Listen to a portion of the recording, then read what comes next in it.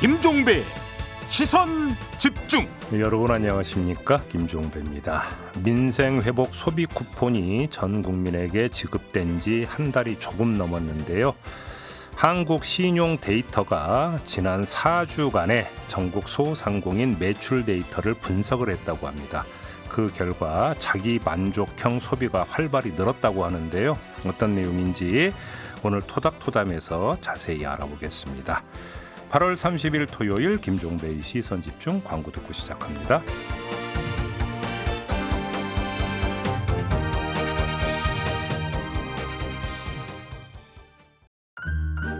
아침을 깨우는 이슈들 같이 들으실래요?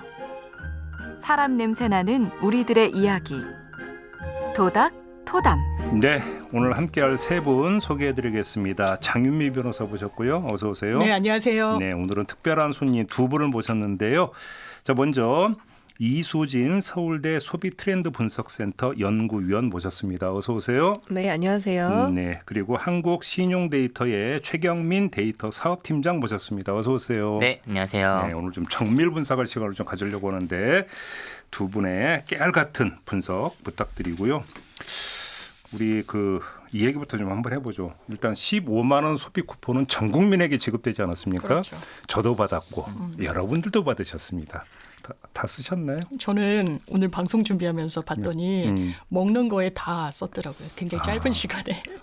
먹는 게 남는 거죠. 네, 아이 것까지 30만 원 받았는데 금세 쓰더라고요.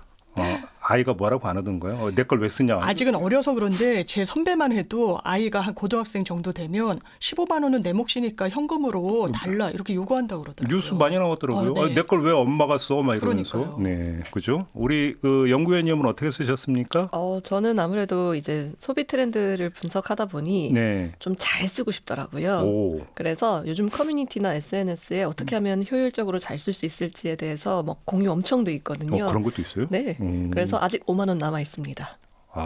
잘 쓴다는 게 뭔지가 되게 궁금한데 좀 이따 한번 여쭤보도록. 팀장님은 어떻게 쓰셨습니까? 네, 저는 평소에 고마웠던 분들께 네. 식사 대접이라도 해줘야겠다고 계획을 세워놨었는데 한 일주일 정도 지나고 나니까 아예 빵원이 되어 있더라고요. 고마운 네. 분들이 많았네요.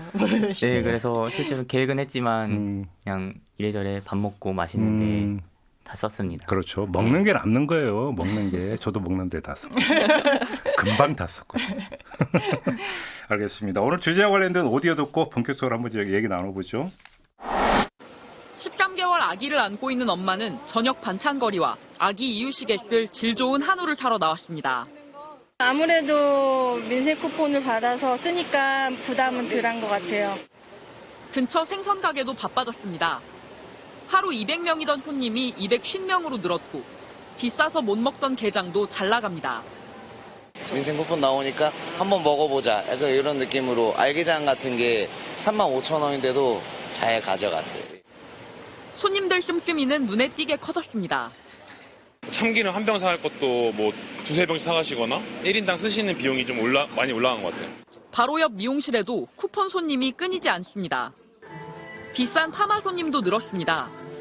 아무래도 펌 같은 경우에는 금액대가 조금 있다 보니까 평소에는 쉽게 못하다가 이제 이번 기회에 한번 새로운 스타일을. 소비 쿠폰 효과로 하반기엔 소비가 되살아날 거란 기대도 나옵니다. 최근 소비자 심리지수는 넉 달 연속 오르고 있습니다. 요즘 파마값도 비싼가요? 굉장히 비싸요. 그러니까 저는 이게 너무 와닿아요. 파마 한번 해봐야겠다라는 생각을 하셨다는 게. 그렇구나. 남성 커트 비용도 좀 오르긴 오르더라고요. 그렇죠. 비싸요. 근데 우리 이수진 위원님은 최근에 전통시장 상인분들 좀 만나셨다면서요? 네, 맞습니다. 실제로 상인분들에게 말씀을 들어보니 이게 아까도 뭐 소비자 심리 지수가 올랐다라고 하셨는데 실제 현장에서 좀 많이 덕을 봤다라는 이야기를 해주시더라고요. 올랐다? 네, 맞습니다. 어떻게 좀 표정 관리들 좀 하시던가요? 표정 관리가 좀 많이 좋으시더라고요. 그러니까 이 효과가 좀 지속됐으면 좋을 것 같은데. 알겠습니다. 우리 한국 신용 데이터에서 데이터 분석을 좀 했다고 들었어요. 어떻게 하신 거예요? 네, 저희 한국신용데이터에서는 사장님들의 사업 운영에 도움을 주는 캐시노트라는 앱을 운영하고 있는데요.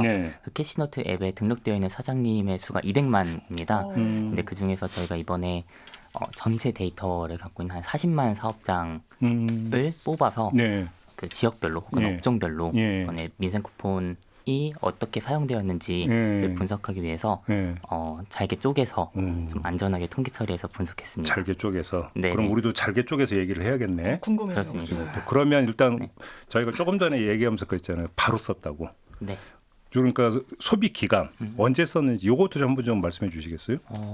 저희가 7월 21일부터 민생 회복 소비 쿠폰이 발급되었는데 그때를 기준으로 월요일부터 일요일까지 잘라서 1주차에 급격하게 사장님들의 매출액이 늘기 시작해서 2주차에 대해서 고점을 찍고 더 올랐습니다. 1주차보다. 2주차가 내가. 네네. 그리고 3주차부터는 이제 그 밑으로 떨어지는. 그런 그 얘기는 1, 2주차 때 많이 썼다. 맞습니다. 네. 그래서 이제 잔고 바닥. 혹시 이렇게 연결이 되는 건가요? 그렇죠. 받자마자 사실상 1주차에 차등 지급했으니까 순차적으로 그래서 2주차에는 다 받아보셨을 테고 받으신 분들은 그때 많이 쓰셨다. 근데 그러면 이번에 1차 지급된 게 15만 원이잖아요. 그러니까 그럼 15만 원을 뭉텅이를 한꺼번에 썼느냐 아니면 잘게 쪼개서 썼느냐 이것 좀 나왔습니까? 네네. 저희가 매출 단가도 같이 봤는데요. 특히 사실 외식업이나 서비스업 그리고 유통업 이렇게 업종을 분류별로 나눠 볼 수 있을 텐데 외식업이나 서비스업은 아마 식당 가시거나 아니면 펌도 마찬가지지만 단가가 조절하기가 굉장히 어렵습니다. 구매하면 밥을 한 번 먹으면 12,000원짜리 밥을 먹는 거고 펌을 하면 뭐 몇만 원짜리 펌을 하게 되는 건데 근데 유통업 같은 경우에는 저희가 편의점이나 아니면은 아이스크림 가게 가면은 수량을 조절할 수 있거든요. 그렇죠. 그래서 그런 쪽에 가서는 소비를 그러니까 매출 단가가 굉장히 감소했습니다. 유통업은. 그래서 서비스업과 외식업은 매출액은 증가했지만 사람들이 한 번 가서 쓰는 매출 단가는 비슷했는데 유통업은 매출액도 늘었지만 매출 단가는 줄었으니까 잘게 많이 소비했다고 볼 수 있습니다. 잘게 소비했다는 게 어떤 의미를 갖는 겁니까? 말 그대로 단가가 낮은 제품을 더 중심적으로 구매했다. 평소 구매하는 것 대비 이렇게 해석할 수 있는 거죠. 그러니까 우리가 이제 소비 쿠폰 지급되기 전에 이참에 소고기 사 먹자 뭐 이런 얘기 많이 했잖아요. 저도 했죠 생각을. 그러니까 사실 근데 그렇게도 못 썼다는 얘기잖아요. 쉽게 뭔가 돈 많이 들어가는 거. 그렇습니다. 그냥 한꺼번에 그냥 확 이런 것도 아니었다는 얘기잖아요. 가성비 있는 상품. 그러니까 말 그대로 어떻게든 알뜰살뜰 썼다 이렇게 이해하면 되는 걸까요? 네, 맞습니다. 너무 체감이 되는 게 저도 소고기 한번 비싼 거 먹어야지 했는데 막상 쓰려고 하니까 아껴 쓰게 되더라고요. 뭐 참기름 사고 뭐 반찬 사고. 그렇죠. 근데 그러면 좀 더 잘게 쪼개가지고 가장 매출을 높아하는 유통업 같은 경우 사람들이 가장 많이 산 게 뭐였어요? 유통업에서는 이제 그 안경점이나 의류, 패션 그리고 완구, 장난감 그런 게 많았어요? 네네. 이 의미가 어떤 거라고 해석을 해야 되는 거예요? 여러 가지가 있는데 일단 통계청 기준에 따르면요. 내구재가 있고 준내구재라는 게 있어요. 내구재라는 거는 정말 자동차, 가구, 오래 쓰는 거. 네, 이런 내구재라고 할 수 있고 준내구재가 지금 말씀 주신 것들인데 그런데 이제 이번에 준내구재가 사용과 매출이 늘었다라고 볼 수 있는 거면 실제로 사람들이 예를 들어서 뭐 여러 가지 항목을 한 번에 구매하는 것보다는 조금 소액으로라도 내가 평소에 구매하기 어려웠던 것들을 뭐 이렇게 쪼개서 샀다라고 볼 수 있는 건데 뭐 조금 추후에 더 말씀드리겠지만 이게 소득별로도 다르고요. 연령별로도 좀 다르게 나타나고 있습니다. 그냥 지금 말씀이 어떻게 달라요? 네, 일단 아까 안경점 이야기가 정말 재밌더라고요. 그래서 제가 소득 기준으로 좀 봤거든요. 그랬더니 이 소득이 1,000만 원 미만일 때의 사람들이 제일 많이 썼던 게 안경점이었습니다. 그다음에 소득이 높아질수록 그 비중이 많이 떨어져요. 그러니까 이걸 보면 우리가 생각해 볼 수 있는 게 많죠. 대충에 온다 감이. 그렇죠. 그러니까 우리가 평소에 사기 어려웠지만 필수적인 재화였는데 그거를 이제 쿠폰을 받았으니 이제 안경점에서 먹고 살기가 팍팍해가지고 자기 투자를 거의 못하다가 그죠? 이전에 어떤 사서 하던 거 그냥 계속 이제 그거 버티면서 쓰다가 그러니까요. 그죠? 요번에 한번 큰맘 먹고 자기 투자 이렇게 이해하면 되는 걸까요? 네, 우선 그 항목에 있어서는 안경점에 있어서 이번에 매출이 많이 올랐다라고 하셔서 소득별로 보니 그렇게 나오더라고요. 그래서 오히려 이제 보면 그 소득이 오히려 군이 높아질수록 그 안경점 매출이 떨어져 있다라는 거는 그렇게 해석해 볼 수 있는 것 같습니다. 근데 그 해석에 따르면 참 그러니까 여기서 두 가지가 그러니까 그만큼도 먹고 살기 힘들어서 팍팍했다는 얘기로도 연결이 될 수 있고 네, 맞습니다. 소비 쿠폰 하면 흥청망청할 거다라는 얘기가 정말 잘못된 얘기다. 맞아. 그런 얘기 많았었죠. 그런데 좀 또 이게 여러 가지 데이터를 좀 봐야 되는데 네. 좀 추후 더 이야기 나눌 수 있을 것 같습니다. 그러면 요 얘기 한번 해보죠. 그다음에 담배 얘기도 많이 나오는데 이거 뭐예요? 그러니까요. 네. 그게 문제. 그것 때문에 지금 그러신 겁니까? 그래서 그것 때문에 주저하고 있었습니다. 예. 이게 사실 담배가 네. 긴급 재난 지원금 때도 문제가 한번 된 적이 그렇구나. 있었어요. 그래요? 네, 담배 판매량이 전년 대비 그러니까 그때 당시 긴급 재난지원금 지급 당시 전년 대비 4% 증가를 했었거든요. 그러니까 담배가 사실은 대표적으로 저마진 상품입니다. 그래서 실질적으로 이 점주들의 실익이 체감상 별로 높지 않은 품목이고요. 네. 그리고 심지어 미국에서는 이 저소득층 식품 보조 스냅이라고 하는데요. 여기서 담배나 주류는 구매 불가로 아예 명시를 해둡니다. 그래서 건강이나 국민의 생계 목적의 공공재원에 이 비영양적인 품목에는 돈을 쓰지 않는다라는 게 원칙이에요. 그런데 이번에 어쨌든 이 소비 쿠폰에 뭐라 해야 될까요? 업종은 제한을 잘 뒀잖아요. 30억 네. 매출. 근데 품목에는 제한이 이렇게 되어지 않아서 이렇게 어떻게 보면은 담배깡 이런 사례들이 좀 나올 수밖에 없어요. 담배깡? 네, 이렇게 이야기하더라고요. 사재기 해놓는 거. 이거 완전 데이터를 좀 말씀해. 담배 그 구매가 늘었어요? 네, 맞습니다. 아까 안경, 의류, 완구 다음에 말씀드리려고 했던 항목이 담배입니다. 그래요? 상당히 예. 높네요. 담배 구입 양이 확 늘었어요? 네, 맞습니다. 근데 저는 이제 담배 끊은 지 10년 됐는데 네. 끊기 전에 저는 하루에 3갑씩 폈어요. 진짜 너무 많이 피우네. 헤비 스모커였거든요. 네. 보건소에서 막 혀를 내두를 정도로 진짜로. 저는 정말요? 그냥 금연 패치 붙이고 끊으신 게 폈으니까. 대단해요. 근데 저희 경험에 비춰보면 담배는 일단 무조건 사고 보거든요. 그렇죠. 그러니까 예를 들어서 내가 그런 수입에 것인데. 따라서 담배 이 그 흡연량을 조절을 못 해요. 근데 제 경험으로는 그런데 소비 쿠폰이 지급이 됐다고 담배를 더 많이 샀다. 이건 어떤 의미로 이해를 해야 되는 거예요? 일단 담배가 한 번 구매하면은 네. 좀 이렇게 쟁여둘 수 있잖아요. 그러니까 쉽게 하면 이제 우리가 그냥 보루죄 산다. 그렇죠. 그러니까 이거 생긴 김에 보루죄 산다 이 의미입니까? 그러니까 네. 그래요. 그런 소비 패턴도 나타났었습니다. 제한할 필요가 있고. 그렇죠. 왜냐하면 그 담배를 계속 그러니까 피우시는 입장에서는 다른 만사 제쳐놓고 그부터 사야 되거든요. 담배부터 사야겠다. 네. 그래서 그 심리는 이해를 해요.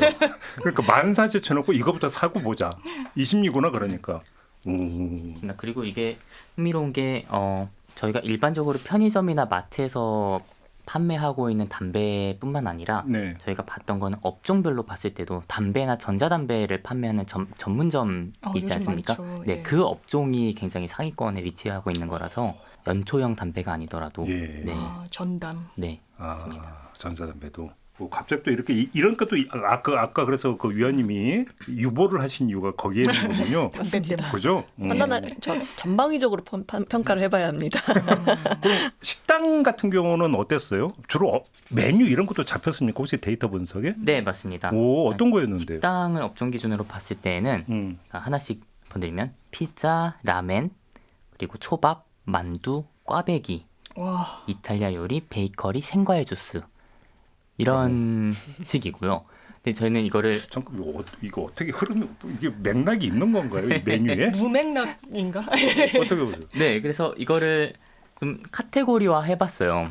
봤을 때 저렴한 사치와 가성비라고 볼 수 있을 텐데요. 저렴한 사치는 이를테면 초밥이나 그렇죠. 이탈리아 요리, 해산물 뷔페. 그러니까 이게 오마카세를 가거나 파인다이닝을 하는 것은 아니고 그나마 이제 기분을 낼 수 있는. 맘 잡고 한번 사 먹을 수 있는. 네, 맞습니다. 소고기 전문점은 없네요. 없었습니다. 음료는 없었고. 예. 네, 그리고 피자, 라멘, 만두, 꽈배기 이런 것들은 배를 채울 수 있는 가성비 식단이거든요. 예. 네네. 그래서 저희가 봤을 때는 가성비나 아니면은 저렴하게 기분을 낼 수 있는 식당을 많이 찾지 않았나. 그렇게 보시고 위원님은 어떻게 분석을 하세요? 저도 사실 공감은 하는데요. 네.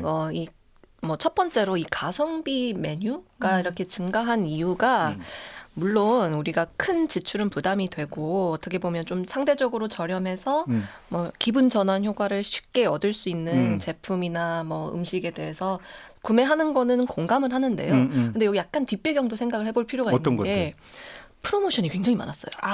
이때 맞춰서. 네. 그러니까 고객 유치. 좀 싸게도 내놓고. 네. 특히 이렇게 공공 배달 어플 같은 경우에서는 이게 취지랑 맞으니까 실제로 이렇게 피자 혹은 뭐 치킨, 뭐 프랜차이즈와 함께 해서 뭐 특정 금액 구매 이상이면은 뭐 쿠폰을 준다든지 하는 프로모션을 상당히 많이 했습니다. 그렇기 때문에 제가 데이터를 보면서 이게 우리가 좀 공통적으로 읽기 어려운데라고 생각했는데 여기 나오는구나라는 생각을 했던 그게 사실 엄청 소비자들이 제가 아까 말씀드렸던 SNS나 뭐 그 커뮤니티에 어떻게 하면 잘 쓸 수 있을지 그런 정보를 이제 공유하니까요. 노하우도 공유하고. 그게 정보 공유했던 그 얘기였군요. 신기하네요. 네, 그래서 어떻게 하면은 더 잘 이렇게 증폭시켜서 알뜰살뜰이네요, 그럼. 네, 맞습니다. 진짜 지혜네요, 삶의 지혜. 그죠. 술은 어땠습니까? 술은 감소했습니다. 그래요? 네, 되게 건전하다. 맞아요. 이렇게 매출이 감소한 업종이 그렇게 많지 않았는데요. 그중에서 포함되어 있는 게 고기 뷔페, 호프 맥주, 요리 주점, 유흥 단란 주점, 이자카야 이런 것들이 감소했습니다. 근데 원래 요번에 유흥 단란 주점은 못 쓰게 됐던 걸로 알고 있는데, 네네. 다만 어떤 이제 사업자 등록할 때 이게 편법이 있어서 이게 뭔가 좀 구멍이 있다라는 얘기 저희도 본방에서 한번 지적을 해준 적은 있거든요. 근데 아무튼 원래 유흥주점에서는 못 쓰게 했던 걸로 저는 지금 이번에 그렇게 기억을 하고 있거든요. 네네. 그래서 감소한 부분도 좀 있겠네요. 네, 맞습니다.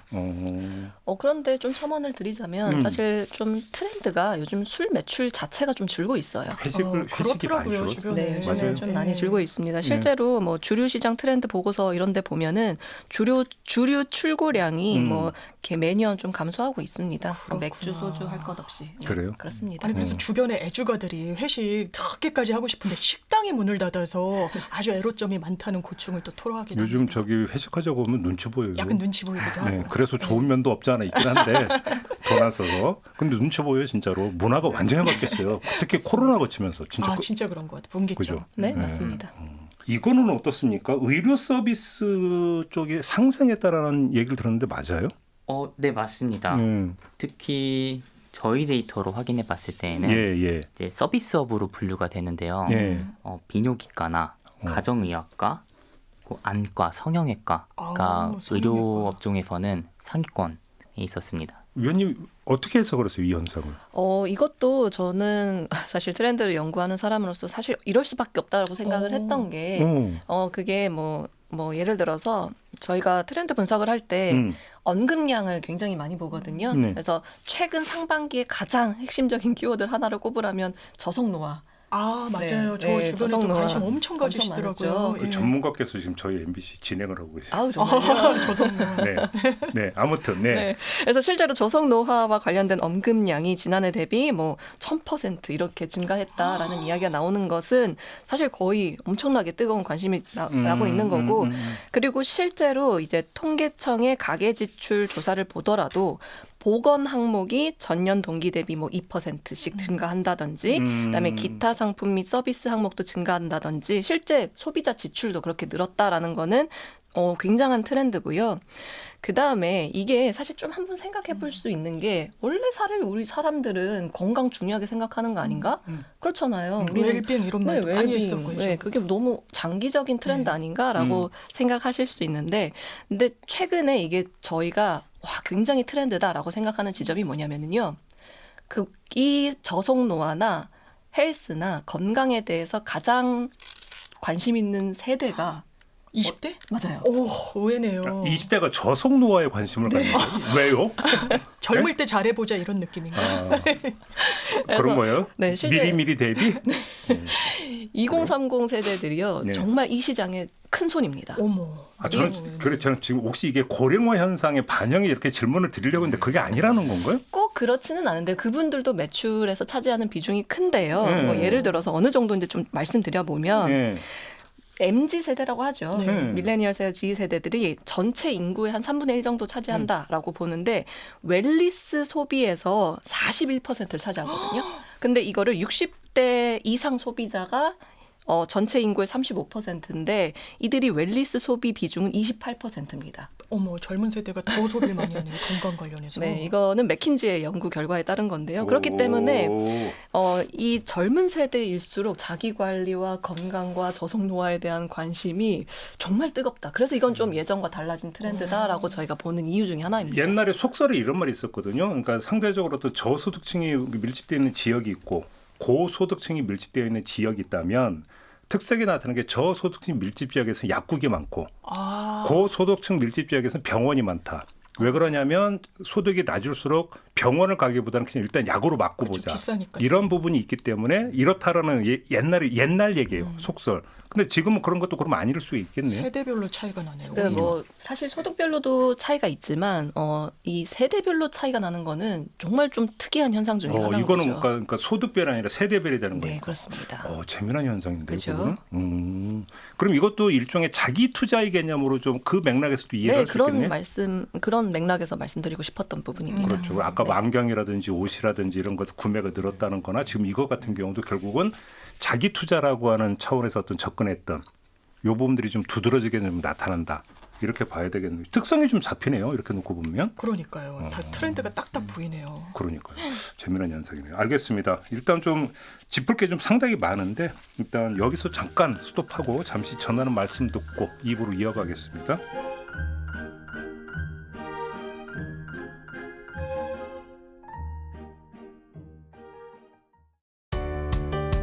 때로는 날카롭게, 때로는 삐딱하게, 그러나 매 순간 섬세하게 시선이 필요한 우리 사회 곳곳을 살펴봅니다. 김종배의 시선집중. 네, 김종배의 시선집중 토요일 코너 토닥토담 세 분과 함께하고 있습니다. 장윤미 변호사 함께하고 있고요. 이수진 서울대 소비트렌드 분석센터 연구위원 그리고 한국신용데이터의 최경민 데이터 사업팀장 세 분과 함께하고 있는데요. 민생회복 소비 쿠폰을 우리 국민들은 어떻게 썼는가 요거를 좀 계속 깨알같이 좀 들여다보고 있는데요. 혹시 지역별로도 좀 어떤 이 그 소비 쿠폰 사용의 어떤 특성이 좀 나타나던가요? 좀 잡히던가요? 크게 경상권과 전라권의 차이가 우선 있었는데요. 어떻게 해요? 경상권은 다른 지역, 이를테면 수도권과 비슷하게 나왔지만 전라권은 유난히 낮은 매출 증가율을 보였습니다. 그래요? 네네. 전라권이? 네, 맞습니다. 근데 저희도 그래서 좀 리서치를 해봤는데 전라권에서는 지류 상품권으로 민생회복 소비 쿠폰을 받은 비중이 굉장히 높아서 카드나 이런 걸로 네, 들어온 게 아니라? 네, 맞습니다. 그래서 저희가 매출액을 보고 증감을 판단하는 거는 카드 매출을 보고 증감을 판단하는데 누락이 될 수 있어요. 네, 그러니까 종이 저걸로 받은 경우 많다. 맞습니다. 그래서 평상시 같았던 거고 전라권은 저희가 보기에는. 근데 왜 전라권이 그러면 뭐 신용카드로 이게 이제 15만 원 딱 정해지고 써서 이런 게 안 하고 왜 그게 이렇게 많았는지 이것도 한번 좀 연구를 해봐야겠네요. 네, 맞습니다. 사실 전라권에서는 그 지류 상품권에 관한 혜택이나 아니면은 지자체에서 제공하는 여러 가지 유인들이 있어서 그 상품권으로 네네. 얼마 이상 구매하면 또 얼마 주고 이런 게 있어요. 같은 게도 있고. 예, 저도 그러니까 그 몇 년 전에 수산시장에서 그거 해서 저도 노량진 2만 원어치 소라 더 사오고 이런 맞아요, 저도요. 이런 거 이용했을 가능성이 있다고 봐야 되겠네요. 네, 그렇습니다. 그리고 지류 상품권은 어떻게 보면 저희가 그 카드로 발급받았을 때는 그 회복 쿠폰을 카드로 발급받았을 때는 유통기한이 있는데 지류 상품권 유통기한이 굉장히 길다는 장점도 있습니다. 그래서 그런 부분들을 많이 특정 지역에 따라서 어필이 된 부분이 다르지 않을까 생각하고 있습니다. 그럼 조금 전에 일부 말미에 이제 약간 소득 얘기가 그러니까 잠깐 나왔고 세대 이야기가 좀 나왔잖아요. 혹시 세대별 소비 패턴 좀 약간 다른 게 데이터로 잡히는 게 있었습니까? 네. 특히 1인 가구와 이제 2인 이상 가구들의 패턴을 분석해 봤는데요. 1인 가구가 많이 거주하고 있는 신림동, 봉천동 같은 데나 가족 단위로 많이 거주하고 있는 목동나 이런 쪽과 어떤 차이가 있는지를 비교해 봤습니다. 어땠어요? 일반적으로 전체로 봤을 때는 큰 차이는 없었는데 업종별로 쪼개 보니까 가족 단위로 많이 사는 지역은 서비스 업종이 많이 증가했고요. 서비스 업종 중에서 어떤 거 예를 들면 학원비 네, 학원비로 많이 나왔어요. 역시 학원비구나. 네, 그래서 저희가 앞서 봤을 때는 서비스업이 전체로 봤을 때는 병원이 앞쪽에 많이 있었는데 가족들이 많이 거주하는 곳으로 가면은 학원 지출이 굉장히 많았다고 볼 수 역시 있습니다. 학원비구나. 그죠? 네. 최우선 지급순이죠, 사실 학원비는. 그죠? 맞습니다. 네, 맞습니다. 모든 걸 다 지출을 줄여도 학원비는 못 줄이는. 그러니까 아이 교육 되게 중요하니까. 제일 먼저 줄이는 게 그렇죠. 문화생활비 이런 것부터 제일 먼저 줄이고. 여가. 네, 그죠? 여가, 그죠? 네, 영화. 그게 그러면 1인 그 가구가 많은 곳에서는 어땠는데? 1인 가구가 많은 쪽은 유통업 쪽이었습니다. 이를테면 아이스크림 가게 가서 식료품을 구매한다든지 아니면 옷을 구매하러 간다든지 네, 이 두 가지 업종이 가장 매출액이 많이 오른 업종이었습니다. 의원님 혹시 좀 요 그 데이터에서 좀 더 해석이 가미될 부분이 있을까요? 네, 몇 가지 말씀드리고 싶은 게 있는데 네. 일단 아까 학원 이야기를 좀 해야 될 것 같아요. 학원과 관련해서는 소득으로 구분해서 보는 게 제일 재밌거든요. 자, 소득으로 보면은 이게 이제 1,000만 원 그다음에 쭉 5분위로 나누는데 제일 적은 게 그러니까 학원의 비중, 지출을 한 비중이 제일 적은 게 1,000만 원 미만. 그러니까 연소득이 1,000만 원 미만인 집단이 한 1%밖에 되지 않고요. 그거는 이제 사교육을 포기했다 이렇게 이해를 해야 되는 걸까요? 일단 비중이 낮았다. 네. 그다음에 1,000만 원, 3,000만 원 사이에서는 3% 조금씩 증가하다가 그다음에 제일 많은 그 소득 구간이 이제 5천에서 7천만 원 사이거든요. 이게 이제 12.4%가 나와요. 근데 또 재밌는 게 뭔지 아세요? 오히려 7천만 원 이상이 좀 떨어져요. 그게 속설이 있어요. 뭐냐면 사교육 시장의 최대 그러니까 소비층은 중산층이다. 그게 지표로 보여지네요. 그러니까 소득 상류층도 아니고 하위층도 아니래요. 왜냐하면 소득 상위층은 뭐하면 유학 보내지. 맞아요. 이렇게 생각해서 실제로 사교육 있죠. 의존이 네. 상대적으로 적고 소득 하위층은 조금 전에 여쭤봤더니 도저히 안 되니까 포기하고 이러다 보니까 결국 사교육 시장은 중산층 시장이다. 이 얘기를 그게 그대로 나타나는 맞습니다. 거 아닌가요? 정말 맞는 말씀이고요. 그리고 이제 교육 투자에 대한 필요나 동기가 가장 높은 집단이 사실 그렇죠. 이제 중상위층이고요. 그렇죠. 이런 요소, 이제 이런 구조적인 면도 있지만 사실은 또 한 번 있는 게 어쨌든 이게 30억 이하 가맹점 중심이잖아요. 그러니까 뭐 완전 프리미엄 학원, 뭐 국제학교, 특목 예체능 전문 학원 이런 거는 반영이 안 돼 있으니까 어떻게 보면 정말 고소득층이 가는 소비 지출 영역은 반영이 되어 있지 않은 것도 두 가지 명목가 다 있습니다. 네, 저는 그래서 그 데이터를 보고 이렇게 해석해 볼 수 있다라고 생각했습니다. 우리 변호사님이 이제 그 학부모이시고 이제 주변에 그런 분들이 많이 계시잖아요. 예, 외국인 학교 뭐 고민하거나 이런 분들도 있고. 꼭 외국 그러니까 그 소비 쿠폰 학원비로 썼다 이런 분들이 많이 있던가요? 예, 선배가 이제 자기 애가 한 명은 재수하고 한 명은 이제 대학 갔는데 바로 학원비 결제 한 번 하니까 다 사라져가지고 뭐 쓰고 뭐 자시고 뭐 할 게 없었다 이렇게 얘기하시는 분 봤거든요. 그러니까 이제 아이가 왜 내 소비 쿠폰 안 주고 엄마가 써 그럼 네 학원비로 다 썼어 이래버리면 되는 거지. 근데 그래도 달라고 했다라는 그 자녀를 둔 선배의 이야기였습니다. 그래도 달라고 했어요? 내 돈은 달라. 개선 철저하네. 참 그런 거. 근데 아까 그 연구위원님께 여쭤볼 게 있는데 이거 지금 이번에 민생회복 소비 쿠폰 지급했지만 코로나 때 그 지원금 지급한 적이 있었잖아요. 혹시 그때 어떤 소비 패턴 분석을 하셨었죠? 네, 사실 그때 당시 제가 워낙 이슈가 있어서 저도 공부를 많이 했는데 그때 당시는 조금 말씀을 드리자면은 좀 어떤 게 비슷하고 어떤 게 달랐는지 좀 한 가지만 말씀드리면 업종별 차이가 좀 달라요. 다르게 나타났어요. 긴급재난지원금에는 아까도 말씀드렸던 준내구제가 높긴 나오긴 했는데 필수재, 그다음에 대면 서비스, 음식업 이렇게 올라왔는데 이때 당시는 코로나기 때문에 이제 사람들이 대면 소비를 기피했기 때문에 집 안에서 쓰는 필수재, 가전, 식료품 이런 비대면 생활 밀착 품목이 올랐습니다. 그래서 이때 가구가 제일 많이 올랐던 항목 중에 하나였어요. 집에 있는 시간이 길어요. 맞아요. 그때 그 얘기 있었어요. 맞아요. 그러니까 집 꾸미고 이런데 소비 많이 한다는 얘기 그때 좀 있었어요. 집에 오래 있어야 되니까. 네, 그게 일단 가장 큰 특징이었고 그 다음에 이제 민생회복 소비 쿠폰의 업종별로 보면 아까도 너무 잘 말씀해 주셨듯이 이제 유통업에서 정말 생활 필수재,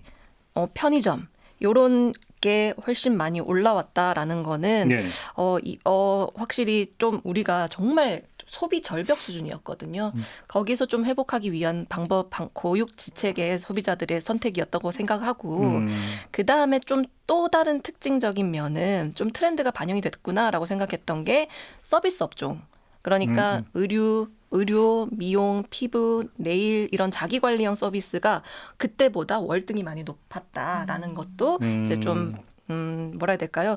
이제 재난지원금은 좀 생존이나 생활 안정을 위한 집 안의 소비에 집중되어 있었다면 이제 이번에 소비 쿠폰은 좀 일상 회복이 다 되어 있었으니까 뭐 가성비, 작은 소비, 작은 사치 이렇게 나타난 게 좀 구분되는 업종별로 구분되는 면이 있다라고 봅니다. 총괄 정의는 좀 이따 하도록 하고 우리 그 팀장님께 지금 저희가 몇 가지로 잘게 쪼개서 한번 데이터를 들어봤는데 혹시 좀 유의미한 근데 오늘 여기서 얘기 안 된 부분 좀 있다면 어떤 걸까요? 저는 지역 관련해서 아까 질문하셨을 때 한 가지 좀 재미있게 봤던 부분은 서울의 도심 지역과 서울의 외곽구 지역에 달라요? 네네 조금씩 다릅니다. 어떻게 달랐어요? 도심 지역에 비해서 외곽구 지역의 사장님들의 매출이 훨씬 많이 올랐고 그렇구나. 그리고 도시와 농촌을 비교했을 때도 마찬가지로 도시보다 농촌 지역이 더 많이 올랐습니다. 이건 소득 요인이라고 봐야 될까요? 저는 이거를 약간 소비 여건의 차이라고 생각을 해봤습니다. 소비 여건? 네, 뭐 예를 들어 도심권은 우리가 워낙 밀집되어 있으니까 구매 접근성이 좋죠. 그러니까 확실히 뭐 실제로 소비 쿠폰을 활용하기가 좋은데 그렇기 때문에 아까 이제 지역별로 좀 차이가 있는 것도 어떻게 보면 이 소비 여건의 차이가 좀 있었다라고 생각을 합니다. 뭐 직접적이진 않죠. 이게 간접적으로라도 어떤 방향성을 보이는 지표라고 생각했습니다. 그래요? 그리고 거기에 저희는 뭐 조금 첨언을 드리자면 그 소득 일단 이 지원금을 받고 나서 돈을 써야겠다라고 마음을 가지려면 그 체감하는 정도가 커야 되는데 일반적으로 소득이 높은 구간과 소득이 낮은 구간을 비추어 봤을 때 이 소비 쿠폰을 받았을 때 그 15만 원 혹은 뭐 많이 받으신 분들은 40만 원까지도 받으셨지만 그 받은 금액이 평소에 받던 원래 소득에 비해서 어느 정도로 많은 비중을 받았냐도 많이 그게 영향을 미칩니까? 네네. 그래서 그게 도시와 농촌 혹은 서울의 도심 지역과 외곽구를 구분하는 게 여러 가지 기준이 있겠지만 그래서 저희가 소득으로도 한번 그 기준을 나눠서 본다면 그 소득 기준으로도 일반적으로 소득이 낮은 지역이 지원금도 더 많이 받았고 그 지원금을 해야겠다는 요인도 많이 생기지 않았나. 그러니까요. 그러니까 그 말씀하셨으니까 궁금해지는 게 이번에 이제 1차 소비 쿠폰이고 이제 2차 소비 쿠폰 지급이 예정이 되어 있잖아요. 예정돼 있죠. 그럼 이제 거기서 이제 그 일부는 못 받는단 말이에요. 소득 이걸 가지고. 그러면 1차 소비 쿠폰의 사용 행태와 2차 소비 쿠폰의 사용 행태가 약간 다를 수도 있을까요? 어떻게 전망을 하십니까? 네, 좀 다를 수밖에 없다고 생각을 하는데 이게 제가 뭐 예측을 정확하게 할 수는 없겠지만 그래도 이전에 연구를 통해서 어떤 우리가 인사이트를 얻을 수 있는 게 있는데 고령화 연구 패널에서 이런 질문을 했어요. 만약에 가상의 현금 1,000만 원을 받으면 얼마나 쓰겠어요? 라는 질문에 우리가 평균 한 0.28% 그러니까 이걸 한계 소비 성향이라고 하거든요. 그래서 28% 정도를 소비에 쓰겠다라고 대충 사람들은 응답을 합니다. 근데 여기서 재밌는 거는 소득, 자산, 학력이 높을수록 오히려 소비 비중이 올라가고요. 소득이 낮을수록 그 수치가 낮다라는 건 무슨 말이냐면 예를 들어 이런 거죠. 우리가 경제학적 관점에서 보면은 저소득층이 훨씬 더 빨리 소비한다고 보통 인식이 되어 있거든요. 왜냐하면은 급하게 내가 쓸 수 있는 게 많으니까 오히려 고소득층은 이거를 뭐 저축을 한다든지 투자를 한다든지 이렇게 하는 경향이 있다라고 우리가 흔히 알려져 있는데 근데 사실 저소득층에게 만약에 1,000만 원이었다면 그게 큰 돈이잖아요. 그래서 한꺼번에 딱 쓰기보다는 나눠서 생활을 좀 평탄화해서 쓰려는 성향이 강하고 근데 고소득층에게 1,000만 원은 사실 뭐 저에겐 큰 돈이지만 이분들에게 뭐 큰 돈이 아니기 때문에 뭐 저축이나 투자 계획을 조정할 필요도 없고 그냥 가서 한 번에 쓰던 돈 충동적으로나 아니면 그냥 뭐 단기적으로 소비할 수 있으니까 그래서 이게 어떻게 생각을 해봐야 되냐면 우리가 이걸 소비 충격이라고 하거든요. 소득 충격. 그러니까 충격이라는 것이 갑자기 생긴 돈 이렇게 로또 같은 거. 그렇게 생겼을 때 이거는 계층에 따라 그리고 금액에 따라 다 다르기 때문에 이 정책을 설계할 때 그냥 단순히 저소득층이나 고소득층 이렇게보다는 약간 이 충격의 크기에 따라 소비 심리가 분명히 다를 수 있다라는 것도 좀 인지를 하면 좋겠다라는 생각을 해봤습니다. 중요한 지적이시네요. 네. 우리가 이제 흔히 하는 표현 꽁돈이라고 그러잖아요. 네. 꽁돈. 꽁돈 생겼다. 그러면 이제 꽁돈은 그러니까 금방 써버린다라고 하는데 그럼 이거를 꽁돈이라고 여기는 게 소득이 높은 사람이겠느냐, 낮은 사람이겠느냐. 지금 위원님이 그 말씀해 주신 거잖아요. 간단히 정리하면. 그렇죠? 네. 네. 알겠습니다. 근데 우리가 이제 오늘은 이제 어떻게 소비했는데 초점을 맞춰서 사실 소비 쿠폰 얘기를 하면 이게 이제 경제에 어느 정도 뭐 승수 효과 따지고 막 이러면서 얼마나 이게 성장률을 끌어올리냐 이런 얘기는 오늘 가급적 안 하려고 했는데 그래도 마지막으로 궁금한데 자 이제 데이터 분석을 하셨으면 자영업자는 그러니까 매출이 어느 정도로까지 신장됐는 거 혹시 이것도 좀 데이터가 잡힙니까? 네네. 어땠어요? 효과가? 최근 4주 동안을 봤을 때요. 네. 그 지난 4주와 최근 4주를 봤을 때 유통업은 16%. 16%. 네. 그리고 그 서비스업은 3.5%. 네. 그리고 죄송합니다. 서비스업은 4.7%. 외식업은 3.5%. 이렇게 올랐습니다. 유통업하고 차이가 좀 꽤 나네요. 네. 네. 그 유통업과 관련해서 말씀드리고 싶었던 게 그 편의점 매출이었는데 편의점 매출이 많이 올랐잖아요. 편의점이에요? 네, 편의점인데 근데 편의점이 보면 의외로 식료품이 많이 맞아요. 네, 요즘 많이 팔더라고요. 네. 네. 그래서 식료품 구매가 진짜 높거든요. 그래서 실제로 내부적으로 세 카테고리를 들여다보면은 막 닭가슴살이 매출이 오르고 우유 오르고 막 이렇게 되어 있어요. 건강이랑도 또 네. 아니, 건강뿐만 아니라 이게 생필품을 그러니까 자취생들 네, 뭐 맞습니다. 하면서 1인 가구 편의점에서 많이 사거든요. 요즘 많이 사죠. 그러니까. 그리고 저희가 동네 그 대형 마트나 아니면 매출액이 30억 이상인 마트는 못 쓰게 되죠. 네, 제외 대상이어서 동네 마트들도 봤는데요. 네. 동네 마트에서는 롤 화장지, 세탁 세제, 섬유유연제 역시 그것도 쟁여놓는 거네 진짜 화장지. 그렇죠. 네, 그리고 갑자기 매출이 확 뛰었던 것도 있는데 이를테면 저장성이 우수한 필수 식재료, 국수, 라면. 식초, 간장, 그런 것들이 많이 팔리는 것을 볼 수 있었습니다. 알겠습니다. 좀 세부적으로 이렇게 쭉 살펴봤는데 결국은 여기에 담겨 있는 게 뭐냐면 우리네 살림살이가 어떠하냐. 사실 이거잖아요. 네. 우리 장유미 변호사님은 쭉 데이터 그러니까 좀 이렇게 접하시면서 어떻다고 좀 느끼셨어요? 그러니까 주변에서 이제 자영업 하시는 분들 체감이 됐다는 사장님도 계시고 제 주변에 큰 그거 없었다라고 말씀 주시는 분도 있는데 일단 아주 최근에 통계청 조사가 나왔는데 소비 자체가 진작이 된 건 맞다고 지표로 확인되더라고요. 2.5% 좀 올랐고 이게 또 생산과 투자의 이제 상승까지 뭐 견인했다라고 보여지는 부분이 있어서 이게 기본적으로 제가 이제 안경했을 때 예전에 기사도 봤었거든요. 좀 마음이 약간 아픈 거예요. 그러니까 눈 잘 안 보여도 시력은 조금 이제 저감이 되니까 그냥 참는 거였던 거잖아요. 그렇죠. 그런데 어떻게 보면 이제 꽁돈이 생겼으니까 나 안경 하나 맞추자. 그러면 이제 정부의 역할에 대해서도 좀 고민하게 되는데 정말 시장이 얼어붙었을 때 뒷짐지고 있는 것이 맞는가. 그리고 막 항상 논란이 됐던 것처럼 흥청망청 쓸 것이다. 아니면 이것을 다 소비하지 못하게 하면은 사실상 뭐 저축해서 시장이 돌게 하는 효과는 없을 것이다라고 했습니다만 결과적으로는 뭐라도 이제 마중물 역할을 했다라는 게 이렇게 지표로 확인이 되는구나 이런 생각이 좀 들었습니다. 그러니까 저는 오늘 쭉 얘기를 하면서 딱 떠오른 단어가 딱 두 개인데 하나는 알뜰살뜰이고 또 하나는 자기 투자고 그 얘기는 뭐냐면 살림살이가 되게 팍팍하다라고 하는 것의 다른 표현 아닙니까? 위원님? 그렇게 봐야 되는 거 아니에요? 그러니까 보통 이렇게 하면 뭐 먹고 마시는 데 다 쓰는 거 아니냐 뭐 이런 얘기 많이 했는데 그게 아니라는 얘기잖아요, 사실은.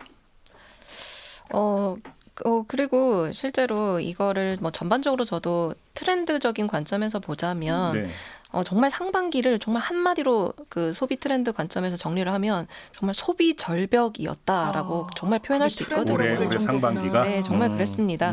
그랬기 때문에 제가 뭐 이걸 정책 평가까지는 저도 조금 더 연구를 해보고 결론을 내야 될 것 같아요. 아직 2차도 있기 때문에. 그렇죠. 그래서 저도 아직 말은 좀 아끼고 싶은데 근데 실제로 트렌드 관점에서 보자면 이게 우리가 완전 소비 절벽 그리고 생존 소비였거든요. 생존 네, 소비. 생존 소비. 네, 그 말이 맞는 건데요. 네, 그래서 연간 소매 판매액이 뭐 22년도에 0.3% 갑자기 감소하다가 23년도 1.4% 또 감소했다가 24년도 2.2% 또 감소했거든요. 그러니까 3년 연속 감소한 거는 이 통계를 작성하기 시작한 이후 3년 연속 감소는 처음이었습니다. 그래서 3년 동안 우리 소비자기가 정말 견디기 힘든 상황이었던 거예요.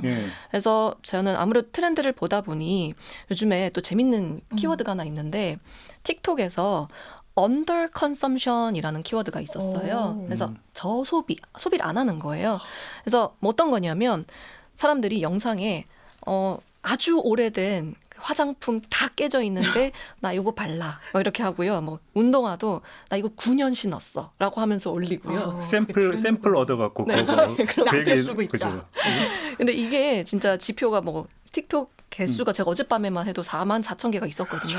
그러니까 사람들이 예전에 20대, 30대와 좀 달라진 부분이 어떻게 하면 아낄 수 있을까였던 거고, 그리고 아까 데이터 주신 것도 좀 봤는데 귀금속이나 시계 매출이 많이 줄었죠. 네, 그래요? 그래서 이 럭셔리에 대한 것도 좀 인식이 많이 달라졌다라고 해서 제가 좀 찾아봤는데 오픈런이라는 키워드 이제 맞아요. 유명했죠. 엄청 그 명품 유명했었잖아요. 근데 이 오픈런 언급량 자체는 계속 증가했거든요. 22년도, 23년도, 24년 증가했는데 근데 오픈런의 대상이 바뀌었어요.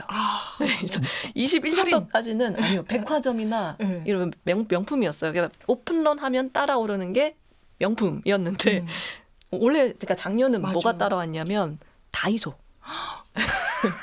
거기도 오픈런. 다이소에 오픈런이 있습니다. 하긴 저 유튜브 이런 거 보면 다이소 가서 꼭 사야 되는 뭐 이런 거 가끔 나오더라고요. 근데 금방 떨어진다 뭐 이런. 네. 그러니까 그래서 오픈런. 네.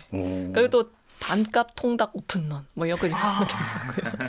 그래서 그죠. 예, 저 그건 뭔지 알아요. 아셔요? 대형마트 가면 막 이만한 피자. 이만한 통닭 이런 거 있거든요. 오픈런해요 그거. 네, 떨어지고 안 그러면 그래요. 떨어져서 못 먹어. 저도 줄 선 적이 여러 번 있어요.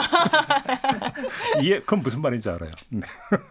근데 그 위원님이 지금 그 말씀하시니까 이게 바뀐 옛날에 제가 어떤 얘기를 들었냐면 요즘 젊은 세대의 그 소비 패턴이 평소에는 아끼다가 어느 한순간에 자기가 정말 갖고 싶었던 명품에 확 질러버리는 이런 소비 패턴이 있다. 이런 얘기 제가 옛날에 들은 적이 있었는데 그럼 그것도 이제 바뀌었다고 봐야 되는 건가요?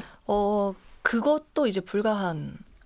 이제 그것도 안 되는. 좀 어려워진. 그래서 뭐 꼭 그렇다고도 할 수는 없죠. 사람마다 이제 소득에 따라 다 다른데 그래서 저희가 준 내구재에 계속 집중했던 이유가요. 이게 작은 사치예요. 그래서 기분 전환할 약간 작은 럭셔리, 그러니까 작은 자치를 통해서 기분 전환할 수 있는 것. 그래서 보면 이제 실제 데이터들을 보면 최근에 제가 제일 인상 깊게 보는 것 중에 하나가요. 도시락 가방 매출이 진짜 많이 늘었어요. 그렇구나. 그래요? 네. 유튜브에도 많이 뜨더라고요. 도시락 싸갖고 다니시고. 네, 그래서 그렇습니다. 그러니까 오늘 얘기의 종합이 참 살림살이가 팍팍하다. 결론이 이렇게 되는. 우리 팀장님 그런 거 느끼셨어요? 데이터 분석하면서? 네, 그렇게 느꼈던 게 특히 아까 뭐 귀금속이나 이런 부분도 얘기를 해주셨는데 그러니까 위스키도 굉장히 소비를 많이 하지 않았습니까? 맞아요. 최근에. 20대들 많이 먹는데. 네. 그러죠. 한때 유행이었다는 얘기 들었는데. 네, 맞습니다. 근데 저희가 그 주류 매입 데이터, 그러니까 사장님들이 매입하는 주류가 어떤 종류를 많이 매입하는지도 데이터를 보고 있는데 위스키 주류가 전체적으로 많이 줄었지만 그 중에서도 특히 위스키가 줄었다. 그렇구나. 고가에? 네, 고가 저가 상관없이 그래서 식당에 가서도 마시는 게 위스키나 하이볼 같은 것도 덜 마시는. 그럼 이제 그 초록색의 소주 뭐 이런 거로 가는. 초록색, 갈색. 네. 그렇게 되는 겁니까? 알겠습니다. 결국 이야기 속에서 어찌 보면 우리 얘기 같은 내 얘기가. 내 얘기예요 오늘 전부 다. 그죠? 이 데이터에 포함되어 있습니다. 그러니까 다 내 얘기예요. 이론입니다. 그렇죠. 이렇게 사는 게 나만이 아니구나. 그럼요. 라는 걸 확인하는 사람 시간. 사는 거 다 비슷하구나. 이렇게 좀 정리를 해야 될 것 같습니다. 오늘 좀 이렇게 마무리해야 되는데 오늘 좀 특별하게 좀 이 말씀을 좀 드려야 될 것 같습니다. 저희가 좀 그 코너 개편을 준비를 하고 있고요. 그래서 토닥토담 긴 시간 동안 저희와 함께 해준 분이 바로 장유미 변호사인데 오늘이 아쉽지만 마지막 시간입니다. 네. 많이 아쉽습니다. 예, 많이 아쉽고 제가 일단 다른 방송에서 현안에 대해서 이제 막 특검 수사나 뭐 이런 걸 말씀드릴 기회가 더 많은데 네. 이제 약간 한 발짝 떨어져서 깊숙이 들어가잖아요. 이 코너 자체가. 그래서 개인적으로는 상당히 많이 배우고 굉장히 의미 있는 그래서 굉장히 좋은 코너였다. 네. 그래서 이런 코너에서 함께할 수 있어서 감사했습니다. 저희가 감사드려야죠. 고맙습니다. 정말 오랜 시간 함께해 주셔서 네. 감사드리고요. 나중에 좀 다른 어떤 그 상황에서 뵙기를 좀 기대를 하고요. 참고로 또 다음 주부터는 이 토닥토닥 코너는 요일을 좀 바꿉니다. 그래서 토요일에는 GB타임즈가 방송이 되고요. 일요일로 옮긴다는 점 우리 애청자 여러분들 꼭 기억해 주시기 부탁드리겠습니다. 자, 이렇게 오늘 순서는 좀 모두 마무리해야 될 것 같습니다. 세 분 수고하셨습니다. 감사합니다. 감사합니다. 네. 네, 김종배의 시선집중 오늘 준비한 이야기는 여기까지입니다. 물러가고요. 내일 아침에 다시 인사드리겠습니다. 고맙습니다.